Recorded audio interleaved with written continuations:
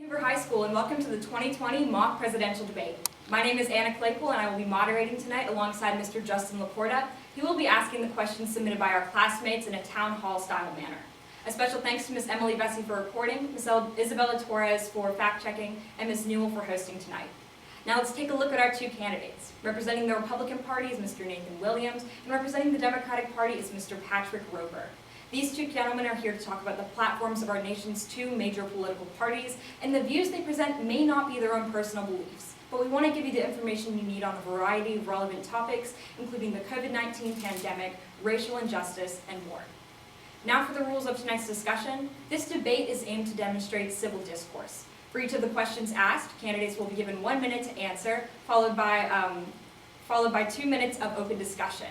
And Mr. Williams and Mr. Roper, please feel free to interact in whatever manner you see fit, so long as it is respectful. Without further ado, let's begin. Our first segment will be racial injustice. The past few months have been incredibly divisive in our nation in regards to civil unrest in major cities. There have been varied responses, both violent and nonviolent, to the deaths of African Americans such as Breonna Taylor and George Floyd. Beginning with Mr. Williams, what does your party believe is the underlying cause of these reactions, and how will your party address these issues? Well, first let me start off by being clear that racism has no place in this country, and I think it's important that we understand this and we acknowledge this. However, the response to injustice like this is not violence. Protest is a First Amendment right. It should be a First Amendment right. It is protected under the First Amendment, and the right to petition the government is part of what makes our country great. But when those protests turn into riots and they present a clear and present danger, this becomes an issue. The Republican Party supports law enforcement, although we also denounce racism. And we denounce violence and riots in response to injustice. We believe that the right way to deal with this is through legal methods, voting, peaceful protesting, petitioning the government, things of that nature. Rioting hurts the community, it hurts the economy, and it hurts hardworking Americans who have worked hard to make their lives better. Rioting and protesting does nothing but illegitimize legitimate issues. All right, Mr. Roper, your response? I'd like to say that, like Mr. Williams, I believe that racism has no place in our country. These riots and protests are similar to that before the Civil Rights Movement. And before the Civil Rights Act was passed, Dr. Martin Luther King was killed. But following his death, riots began to emerge across our country, and it was only then that after 4 days of rioting that the Civil Rights Act was passed. So although these riots may be violent and hateful, they ultimately helped spread the message and cause real change to happen. I think that we should pass whatever legislation is necessary to end these riots, but we must not attack the riots, because the riots are the voice of the unheard who haven't been able to achieve anything through peaceful protesting. All right, now Mr. Williams, you will be given 2 minutes to discuss this with Mr. Roper. Mr. Roper, feel free to interject at any time. Mr. Roper made a good point about Martin Luther King and the Civil Rights Movement, and indeed, there's no denying that riots definitely project the views of the community. However, there comes a point where you have to balance how much it's worth. Because even though these ideas are spread by riots, they also detract from the community. They detract from the value of the community. They take away people's economic opportunities. They take away homes, businesses, etc. However, rioting is not the only way that messages are spread. They can be spread through legal methods, other things like I mentioned earlier.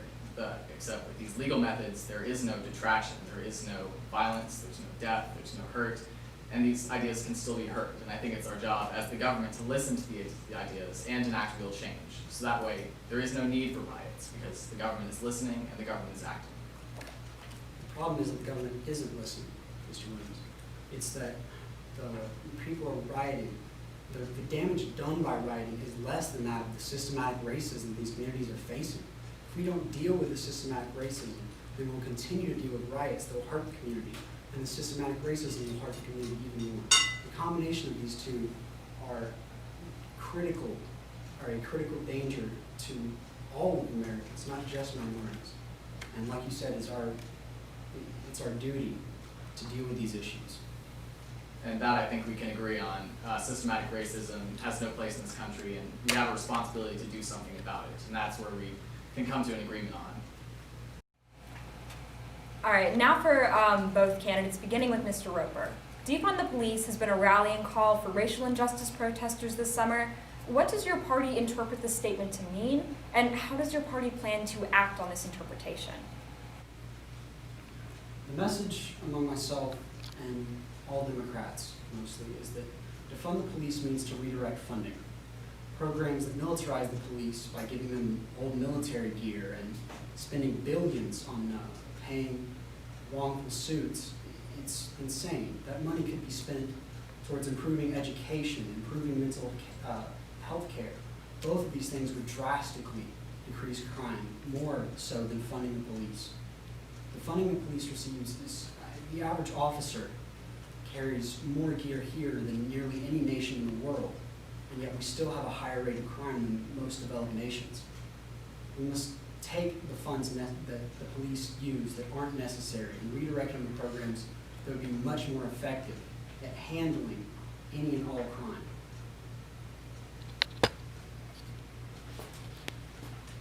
The Republican response to this is quite simple. We interpret defund the police to mean exactly that, take away funding from law enforcement and put it in other areas. The problem with this is that police officers play a major role with peacekeeping in the community, and defunding the police would hinder their ability to do their jobs and do them well. While it is true that crime rates are, obviously not where we want them to be, and while it is true that the police do have a lot of funding, we feel like if we lower that funding, the crime rate would go up even further. It would do more harm than good. You brought up the point about changing the way policing is done, and this could work. Under the Trump administration, there has been numerous attempts to change the way that police work is done. There's been an executive order establishing a national database for police misconduct, and under the Project Safe Neighborhoods, the Trump administration has brought together administrators on every level of government, federal, state, and local, to customize policing solutions to individual problems. What is good for California may not be good for Alabama. So this Project Safe Neighborhoods customizes policing to fit those needs. All right, now the floor is open to 2 minutes of discourse. Mr. Roper, would you like to address Mr. Williams' points? I'd like to agree that we need to redirect funds. I'm glad that both of our parties agree on that. But education is most important, and especially screening. The FBI warned back in 2013 that white supremacists had infiltrated police at a national level. This is something that critically needs to be dealt with. The white supremacists in our police force not only help expand white supremacy in our nation and in our citizens, but also help enforce systematic racism, which, as we previously covered with riots, is damaging to our nation. It is critical that we deal with the police first by defunding them, so that officers who are white supremacists, or white supremacists who will be officers, are less likely to take up the job. I think there might have been a little bit of a misunderstanding. The Republican platform actually doesn't support redirecting funds, but rather just changing police tactics. However, the problem with bad police officers is that there are some bad police officers. However, we can't judge the entire police force or the concept of policing by a few bad apples. Although we agree that it is important to weed out these white supremacists and these bad police officers from the police force, because we don't need these people who will harm our communities being in uniforms of people that are supposed to protect them. I don't feel that the FBI would warn about white supremacists infiltrating at a national level. It was just a few bad apples. And despite these bad apples, the officers who don't report them are almost as bad themselves. And it's extremely difficult to police unions for police officers being such a large, well-paid institution that stop bad officers from getting reported. So bad officers not only are created through lots of funding, but they're also perpetuated by the lack of systems for reporting and the creation of white supremacists. The problem with this idea is that it generalizes all police officers into this category of bad, which just simply isn't true. Even though it is a significant problem and we should deal with it if there are white supremacists and bad police officers within the force, but creating this stereotype of bad police officers will simply create more police misconduct. When the community distrusts policing, policing gets worse. It's a cycle that feeds on itself, and it's a cycle that we need to correct. Cases of COVID-19 in the United States have surpassed the millions, and I think it's pretty safe to say that we all want things to go back to normal right now. What's your party's plan to fight this disease, beginning with Mr. Williams? The coronavirus pandemic is obviously unlike anything we've ever seen, and a perfect approach is something that we're all going to have to work for. Under the Trump administration, they've attempted to take this problem by the horns and try to counteract it at the source. So the answer to fighting the coronavirus is continued funding research and funding for hospitals in the front line. Under the Trump administration, $20 billion have been granted to healthcare providers along the front lines. The second prong is continued testing. The U.S. has mobilized testing in a rate that we have never seen on a scale like this ever before in any other part of the world. The third prong is continue to fund a vaccine. The quicker we can get a safe vaccine that's been proven and tested, the better we can get back to normal, and the quicker this virus goes down the drain. And the fourth prong is just continue using government and uniting private and government enterprises to create solutions. For example, the Trump administration utilized the Defense Production Act, first time since World War II, to produce personal protection for workers in the front lines and people that really need it. All right, now for Mr. Roper.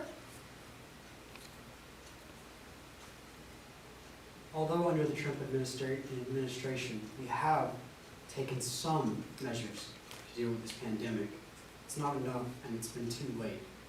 Between the travel ban on Europe and the travel ban on China, reversed, nothing happened.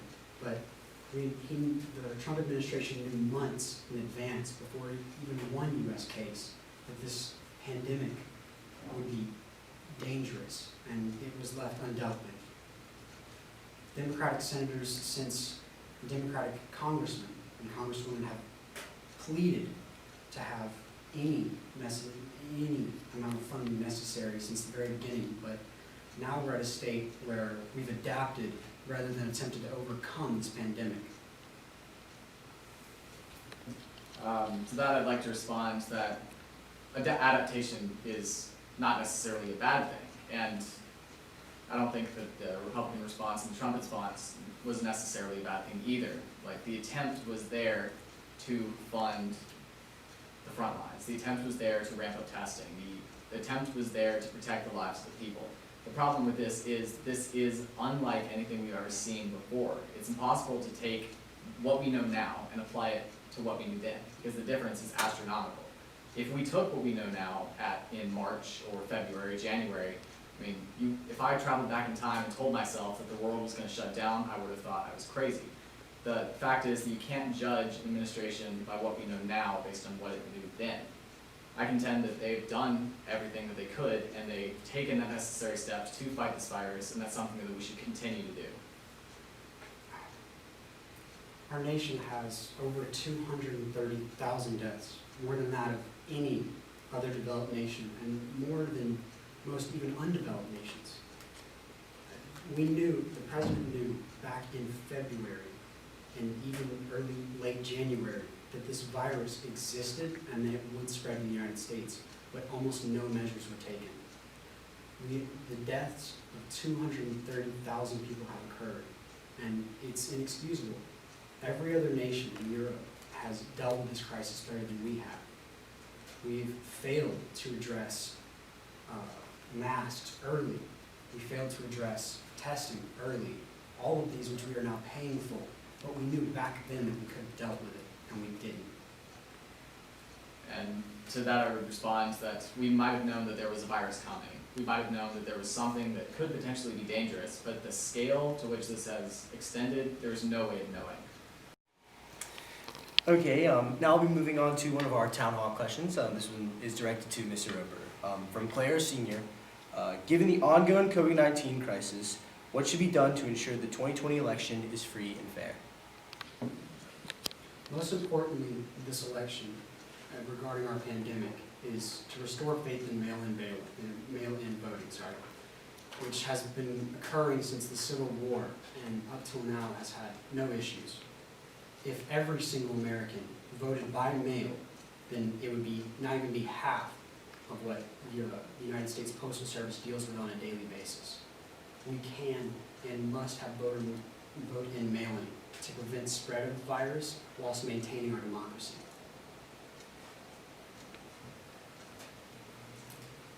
Well, first, let me start out by saying that I think I can speak for both parties here when we say that both parties want everyone to get out and vote. We want everyone to exercise their civic duty and their right as American citizens to have their voices heard.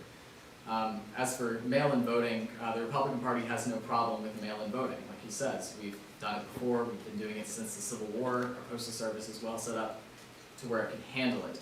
However, the issue occurs not with the Postal Service and the logistics, but with the potential for fraud. The main issue that the Republican Party has with mail-in voting is unsolicited mail-in voting. Our solution is that absentee ballots must be requested, so that way we're avoiding sending unsolicited ballots to people who may not be registered, to people who may not even be alive. So that way we're reducing the number of potential fraudulent ballots, and that way we can ensure that the selection is free and fair. If people want to vote by mail, that's perfectly acceptable. We encourage that. However, if people don't ask to vote by mail, don't send them a ballot.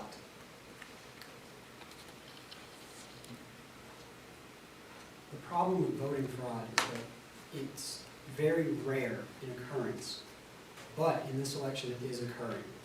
It is most notable, in fact, that Republicans in California have created fake drop-off boxes to cause people to vote at the wrong booths. In Texas, the governor required that one ballot drop-off per county, which is fine for counties that have less than 1,000 people. But in Houston County alone, there are 8 million people who have to report to one ballot box. We must find it possible to make sure that votes are fairly counted everywhere. And that's something that we can agree on. Votes have to be fairly counted. Illegal activities such as fake voting boxes is not endorsed by the Republican Party. Ballots must be fair, they must be counted fairly, and everyone's vote that is eligible to be counted should be counted, and that's something that we can agree on. All right, Mr. Roper, would you like to respond? To make sure that, votes are fairly counted, we must be able to make sure that everyone can vote. And this is easily done through sending everyone a ballot in their mail and having mail-in voting. If we miss anyone, then it's an attack on our democracy. Every American should be able to vote regardless of a pandemic.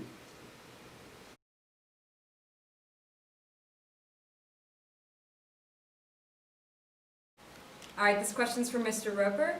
Democrats are typically seen as wanting to have the government have a larger role in the economy. How does the Democratic Party plan to protect the economy amidst the COVID-19 pandemic? During this pandemic, the average American is hurt far more than any other group. Billionaires have made, as their name implies, billions of dollars, while small businesses and the average American is in near economic ruin. We provided stimulus checks once, and it helped to mitigate some of these harms that have happened at the average American, but it's not enough. We must be spending more if we're to combat this virus. The average American needs a monthly, if not bi-weekly, stimulus check. Small businesses need to be funded so that they don't shut down, and all that's left after this pandemic is major corporations. We must hold these major corporations accountable for their involvement in this pandemic or lack thereof in producing healthcare goods. All right, Mr. Williams. Well, the Republican solution to economic woes is to let the economy run as long as it's safe. We can put safety measures in place, social distancing, reduced capacity, mask requirements, but businesses must be allowed to function as much as possible. If business is closed, the economy will be down long after this virus is gone. Under the Trump administration, the government took action to give tax relief to both workers and businesses, including small businesses. I forget the actual number, but there's a certain percentage of small business owners that said they were able to stay in business because of the Trump tax cuts. Even if the federal government loses revenue because of these tax cuts, it will pay off. It's an investment for the future. The last thing we want is for these businesses to fail because they have too high costs and not enough revenue. If these businesses fail, we'll be feeling the effects for long after the pandemic. All right, and Mr. Roper, would you like to respond? Yes. The only way to prevent these businesses from failing is to make sure that they're funded, whether it be through their own income or through government subsidiaries. We need to keep these businesses afloat, so like Mr. Williams said, our economy isn't hurt afterwards. And our economy, at a very high unemployment rate now due to the pandemic, is caused not only from more spending, but more spending and additional measures after the fact so that we can prevent this if it ever occurs again. We need to give every American a wage so that they can survive during this pandemic and that they aren't hurt afterwards. And we need to provide subsidiaries to businesses so they don't shut down after the pandemic or during the pandemic and don't last afterwards. Conservative ideology dictates that the government is supposed to have as little intervention in the economy as possible. Subsidizing businesses and giving stimulus checks to an individual on a regular weekly or bi-weekly basis would just create a template for extravagant spending with little revenue, increasing the national debt to unsustainable levels and plunging our economy into a possible depression or recession. During the pandemic, no one's denying this is an emergency.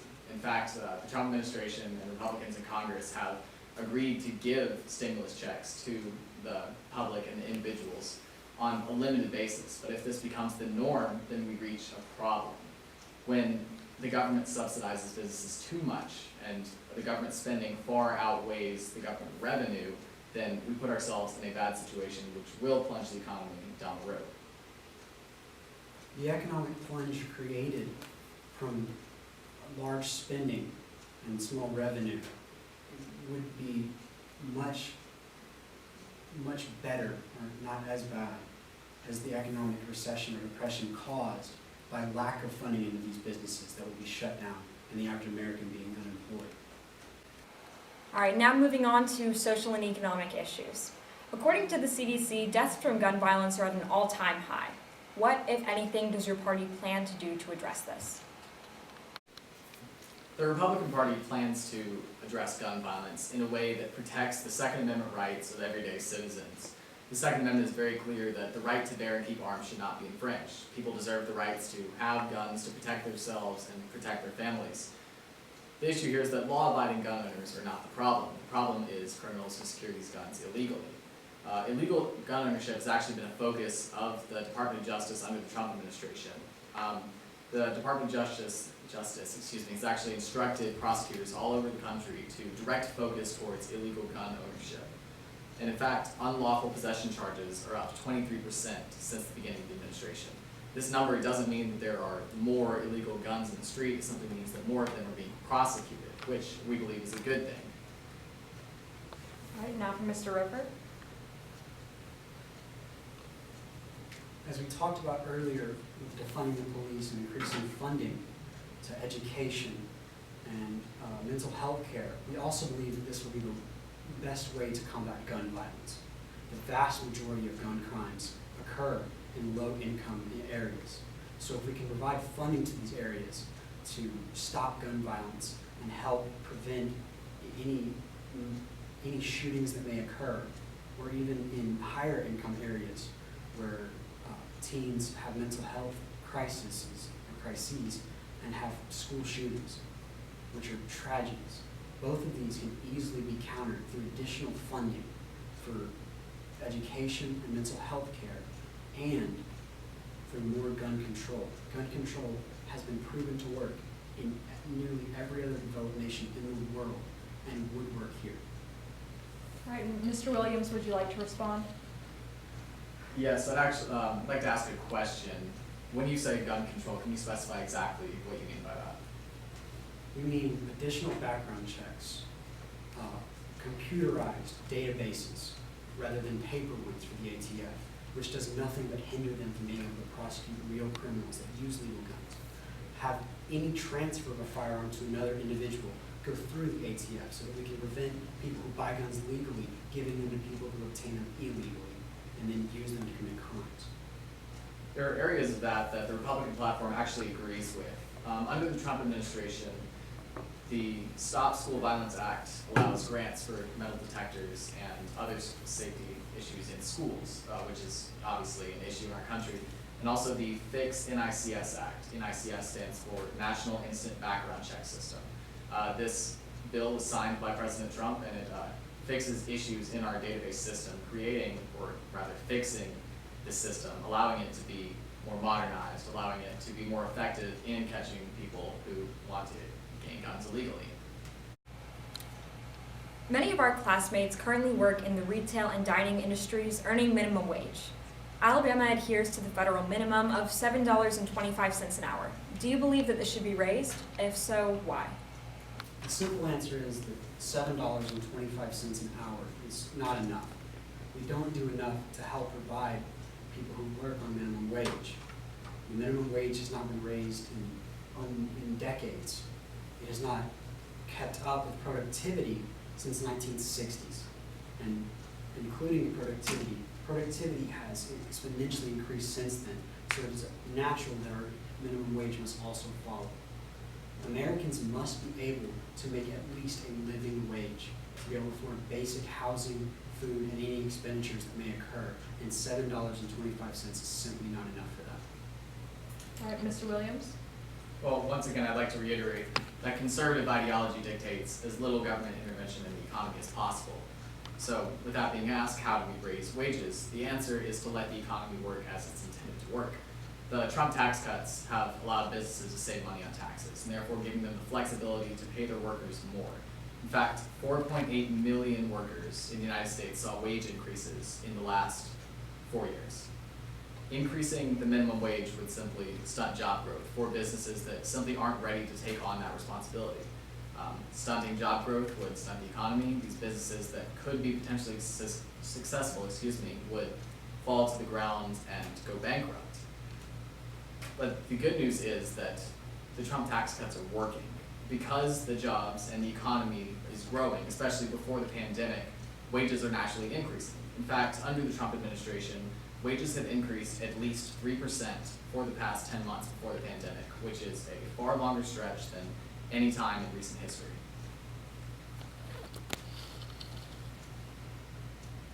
Although a 3% growth in wages is good, it's simply not enough.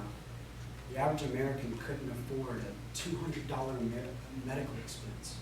We can't keep the minimum wage this low and expect us to move forward with growing, with a dollar falling in value. We need to be able to pay Americans more so that they can simply live. And that's something we can agree on. Wages need to go up. People love when their wages go up. But the way to do that is not through government mandates and government interventions. It's to let the economy run as it's supposed to. Mr. Williams, is the 3% increase you talked about for corporate workers or minimum wage workers, or both? I don't have the specific information on that. However, I would guess that it's for American workers in general, so I guess a combination of everyone. All right. If we let the markets do as they please, then over time, we'll hire less workers and be replaced with automation. And that simply cannot be. We don't want millions of Americans unemployed and the ones that are employed not making enough to live. Government intervention must occur so that the average American and all Americans across every state are able to have a job and be able to live. And with a $7.25 minimum wage, that's not enough. You brought up the point of automation, people losing jobs. If the federal government were to raise the minimum wage to, say, $15, then many small businesses or even many corporations that employ a lot of American citizens would have to cut costs somewhere. And these cut costs come with cutting jobs, increasing automation as a sustained suspense that's cut. This $15 minimum wage as a mandate places unnecessary restraints on American businesses and will result in jobs lost. Although it will cause less people to be employed, these people who are employed will be able to live, and those people who aren't employed will be able to seek new business opportunities. And with the higher minimum wage, more business opportunities are created by those workers who want to make more than the minimum wage. This question is to start with Mr. Roper. In recent years, the price of college has only gone up. Do you believe these steep costs are acceptable? Why or why not? It's a fact that the average job now requires a college degree to make above minimum wage. We need to combat this rising cost in college as to make sure that Americans can actually find a job. Because jobs now require education and experience, that which Americans can't afford. It's nearly impossible for kids of parents who didn't go to college to now be able to afford to go to college themselves. And this rising cost in college perpetuates a system of less education for lower income individuals, and we must do everything possible to lower the cost of college. That's something that we can actually agree on. The Republican platform states pretty clearly that college costs are rising, and they're rising at too quick of a rate. However, I like what he said, that college shouldn't be the only option. The Republican platform emphasizes trade schools, apprenticeships, other opportunities that should be equally as valid as college degrees in order to gain work. In fact, the Trump administration has signed executive orders funding on-the-job training and apprenticeship programs for different businesses. In addition to that, the Republican platform supports private sector financing of college. The federal government shouldn't be the only one that can finance college, and in all honesty, the federal government shouldn't be the biggest financer of college expenses. The way we do this is we encourage this through tax benefits. We do block grants for businesses that, and state governments that finance college tuition for low-income citizens, and we cut regulation in higher education that would raise the cost. Less regulation, less cost. All right, the floor is now open to discussion, but I'd like to ask a question, Mr. Williams. You mentioned a lot about low-income students, but what about the Republicans' plan for middle-class students? Well, this plan works, that's the beauty of this plan, it works for everybody. This isn't like a government program where you only qualify for it if you're low income. It's simply that low-income students can benefit from it just like every other kid can benefit from it. All right, now, Mr. Ripper, would you like to rebut any of Mr. Williams' points? I would like to talk about your point about trade schools. The problem with trade schools is that not every American can be a welder or an electrician. As we go forward into an increasingly electronic age, people require college degrees to find employment in a society that's becoming increasingly modern. And as welders become replaced by automation and electricians replaced by automation, we need to be able to provide college education so that Americans aren't left behind as the economy moves forward technologically. And that's where the private sector financing and the tax cuts come in. This way, we're not just talking about trade schools, we're not just talking about apprenticeships, we are talking about colleges, both community colleges, four-year colleges, graduate school, etc. The idea is to enact policies that promote competition between colleges. Unfortunately, higher education has become an industry. We don't believe that it should be like that, but as any other thing that costs money, competition will drive the market. And by promoting competition, college tuition will naturally go down and financing opportunities will naturally increase. And that way more people will be afforded the opportunity to go to college and more people will be able to get educations that will allow them to contribute to the workforce. All right, so Mr. Ripper, regarding the practicality of the Democratic Party's plan, do you want the funding for more people to attend college to come from the federal government or from a different sector? I believe that, as the Constitution says, states should provide for education. States already provide K through 12, 4 more years of state-funded education at a college level would be enough to keep most Americans in employment in this modern age, and it would be enough to help raise the overall education quality in America. Beginning with Mr. Williams, should the 14th Amendment's Equal Protection Clause encompass members of the LGBTQIA+ community? Why or why not? Well, the simple answer is yes. American citizens are American citizens, no matter race, religion, sexual orientation, gender identity, etc.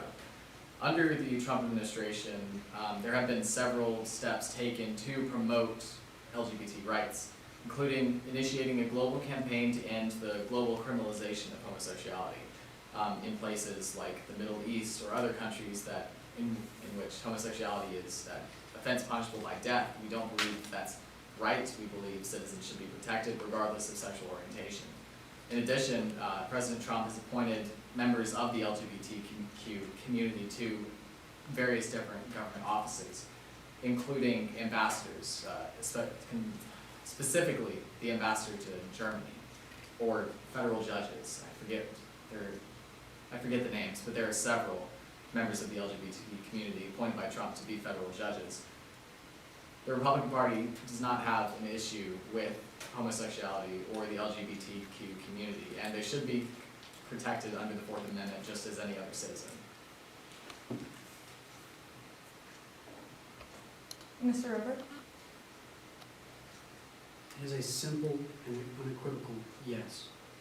Your sexual orientation or your gender identity should have no bearing on your validity as a citizen. But we need to do more to protect LGBTQIA+ rights. Most importantly, with healthcare, gay men are not allowed to give blood because of the AIDS epidemic in the 80s. This is insane. We must do more to protect LGBTQ rights so they can have not only equal citizenship in the Constitution, but equal citizenship in actual society.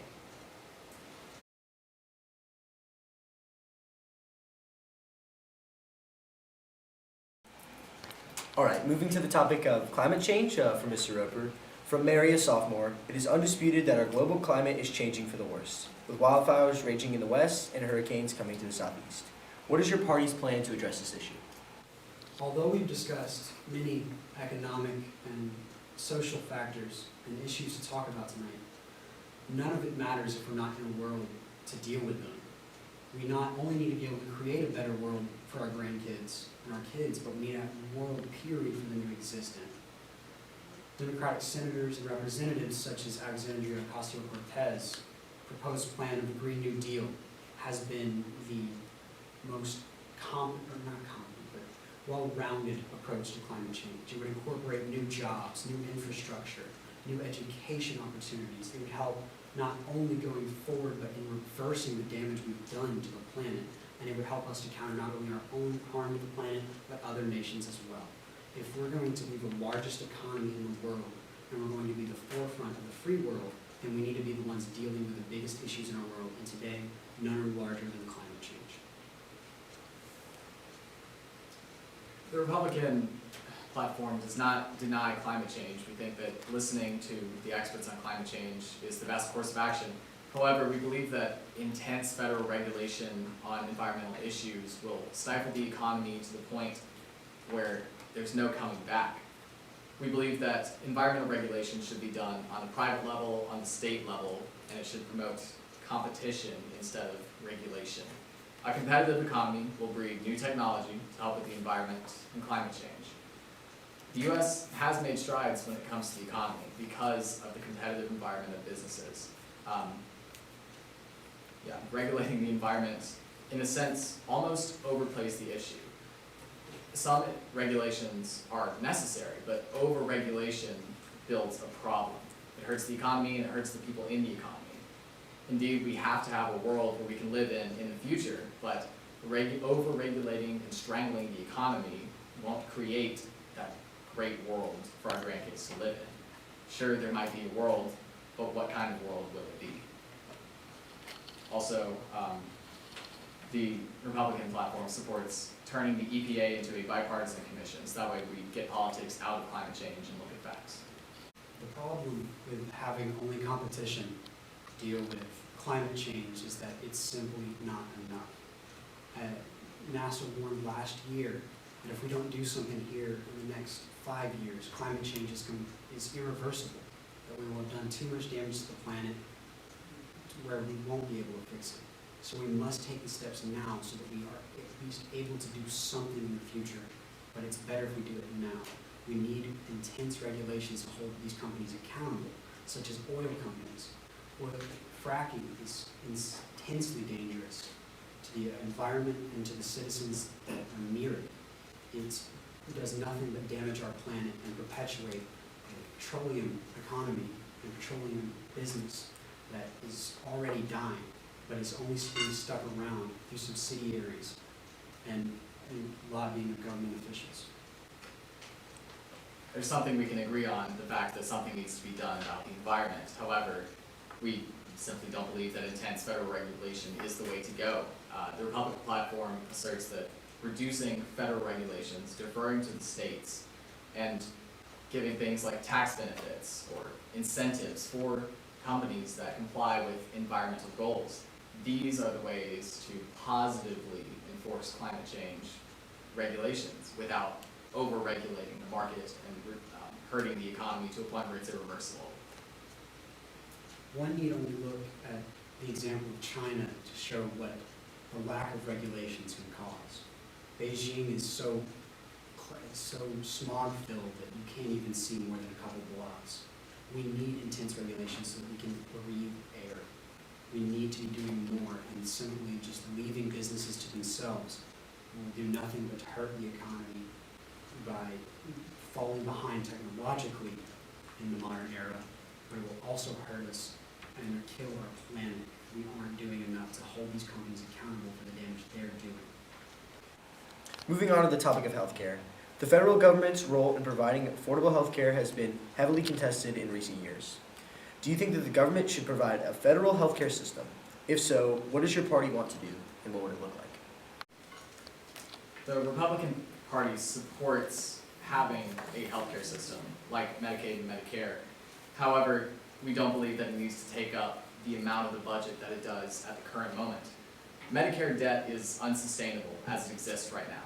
The Republican plan is to change nothing for people over the age of 55, have them, for people that are in retirement or nearing retirement, don't change anything up for them, allow them to have the measures that are already in place.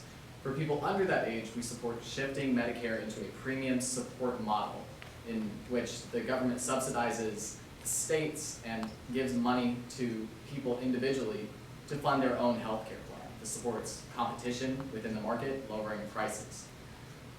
This means that the government is still providing health care, but this money can go towards other plans. Medicaid is also essential, but this also needs to be taken care of at the state level. We support federal block grants, grants without strings attached, for reforms like converting state Medicaid systems into premium support models, things like refundable tax credits, more alternatives for things like hospitalization, etc. These block grants will allow states to experiment and create new solutions for individual problems.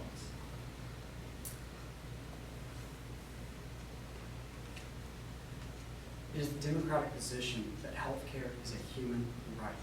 Every citizen must be able to live freely and without harm. If a citizen has the right to a lawyer, then they should have the right to, if they have the right to a lawyer, then they have the right to the products of another individual. This can be applied to healthcare, and it must be applied to healthcare. The United States is one of the only developed nations to still have a privatized healthcare system. The price of insulin here is hundreds, if not thousands of dollars more expensive than any other nation in the world. The government needs to be providing a lot more funding for healthcare and even take over healthcare, which would increase life expectancy and quality of life for the average American. The issue that the Republican Party has with government healthcare, government-run healthcare, completely government-funded healthcare is that the federal government is not always good at doing these things. Having a completely federal-run healthcare system would result in longer waiting times, reduced doctor choice for patients, things like that that would reduce the quality of the actual healthcare. Having a privatized system is a good thing. Having the different options for people to choose from gives people the freedom to do what they want. Under the Republican plan, Medicare and Medicaid doesn't go away, but people get options to choose what they want to do. The only reason there's an increase in wait times and doctor availability is because more people are able to access healthcare. Lower income individuals have almost no trust in healthcare because it's extremely difficult to obtain, and when it is, it's not very good quality. If the government could provide more funding for healthcare, then we would see increased life expectancy, quality of life, and even trust in the government itself if we're given help from Mr. Ripper, does the Democratic Party support eliminating privatized healthcare and replacing it with a federal option, or simply providing a better federal option? The Democrat position is to provide a federal system that would apply to every American, but still allows privatized options to exist, but the federal system would be the default for the average American. Moving on to the SCOTUS nomination, a question from Ms. Kincaid, a teacher. If the current nominee for the Supreme Court is confirmed prior to the election, do you believe she should recuse herself if a case involving the election comes up to the Supreme Court? All right, beginning with Mr. Roper. It's the Democrat position that we believe Ms. Coney Barrett's nomination to be unconstitutional and counter to what the Republicans said when President Obama, made a nomination almost 300 days before his term ended. We must, if we're going to follow a set of rules, we must apply that set of rules equally. If President Obama was not allowed to make a nomination, President Trump surely should not be allowed to make a nomination this close to the election date. So yes, if Amy Coney Barrett is confirmed prior to the election, I believe she should recuse herself because of the issues that arise because of the election and the possibility of voter fraud in this election. I guess in response, I will bring up the constitutionality of Judge Barrett's appointment. The Constitution states that the president has the right to appoint judges, ambassadors, justices, etc. The Constitution doesn't give any timetable for these appointments, simply saying that the president has the power to do them at any time in the presidency. This isn't a new issue. 26 times there has been a Supreme Court vacancy in an election year, right before an election year, or even in the lame duck period. And all 26 times the president has appointed a nominee, and many of those times the nominee has been confirmed. This isn't a new issue, it's something that's been settled by precedent. As for whether she should recuse herself or not, the answer is no. The Supreme Court needs all 9 justices in order to function properly. The idea that Amy Coney Barrett is somehow indebted to President Trump is simply foolish. Amy Coney Barrett is in office for life, assuming she's confirmed. She has no debt to President Trump. She has no need to show loyalty. And in reality, this question, if it applies to Judge Barrett, shouldn't it apply to Judge Gorsuch or Judge Kavanaugh also? Or if you say that there is a policy bias at stake, doesn't every judge fall under that? These judges are beholden to the law, not the president that appointed them. I believe every judge on that court can separate their personal biases from their legal reasoning. And I believe that Judge Barrett can do the same, and I believe that Judge Barrett should not recuse herself if an election case comes to the court. Mr. Roper. The problem is that although those other judges were nominated before election date or near an election date, they've never been this close. She was nominated 19 days before the election, which is simply not enough time for the Senate to pass or put her into office without public opinion. And the public opinion is that, not only the public opinion, but Republicans themselves said that no justice should be appointed this close to election day.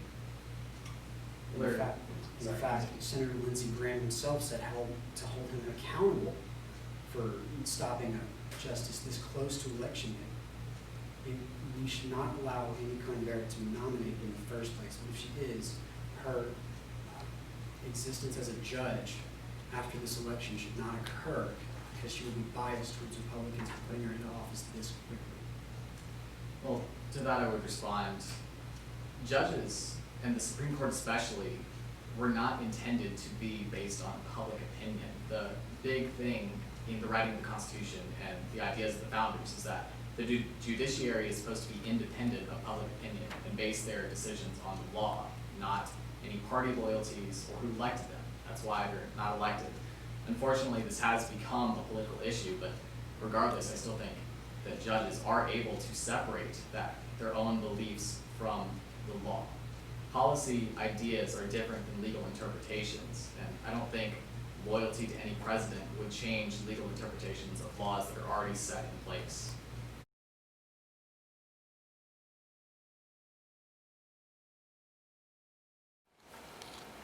In the 2018 midterms, 38% of women between the ages 18 to 29 and 33% of men between the ages 18 to 29 cast their ballots. Given that many of our viewers will be eligible to vote for the first time this November, what do you think should be done to increase the voter turnout among young people? All right, so our final question will begin with Mr. Williams. Would you like to respond? I would. The answer to increasing voter turnout is engagement on all levels. As many of you may notice, there has been a rapid increase of voter participation drives this year. Lots of encouragement from businesses, from different levels of government to get out and vote, much more than what we've seen in the past. I know every time you open Instagram or Twitter or Snapchat, you see an alert at the top saying, "Are you registered to vote? If not, register." We think this is a great idea. Everyone needs to get out and vote, and private engagement from businesses is what we need. We also need schools to encourage their students to get out and vote. Like what we're seeing now, this debate wouldn't be happening if we weren't engaged or encouraging civil engagement in our school. So schools, private businesses, the state governments, federal governments, everybody needs to do their part to encourage young people to get out and vote and participate in democracy and have their voices heard.